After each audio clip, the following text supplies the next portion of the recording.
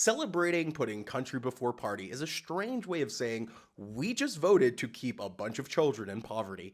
And why would you celebrate that in the first place? To give you some background, child starvation is so bad in the UK that is one of the few countries where boys and girls' height are actually reversing. If you're not aware what the benefit cap is, it's the UK's version of the two-child policy. See, the government just doesn't recognize that you have any more children than two for universal credit or child tax credits. They just don't exist. And last night, when the cap was up for a vote to be gotten rid of, something that would raise 330,000 British children out of poverty, Labour decided instead to suspend their MPs that voted to get rid of the two-child benefit cap. This posed by Labour councillor, and including a whole ton of senior Labour politicians, including right at the center several of the people running to be on the National Executive Committee for Labour to win, including Abdi Diwali, a man who once stood in front of a crowd and told me that our 99% white and male Labour organization didn't have a problem with race, gender, or queerphobia.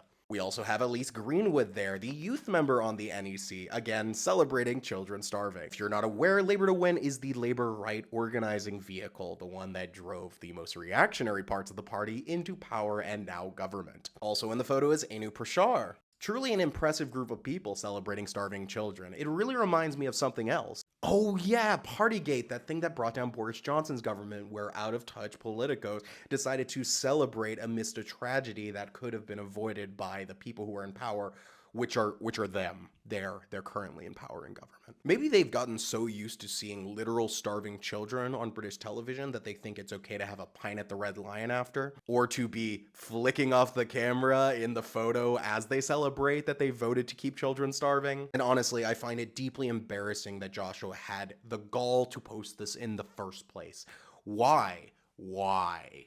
If my party leader had already gained the nickname Sir Kid Starver, I would not go around posting photos and then tagging my organizations and my senior politicians in that photo, including two people that want to run for the NEC and then a bunch of other MPs and councillors. I also, if I was the leader of the Jewish labor movement like Mike Katz, I probably would not have been there in the first place, because it's not like my organization isn't getting enough flack already. Now it looks like I support starving children. But honestly, the community note on Twitter has it right.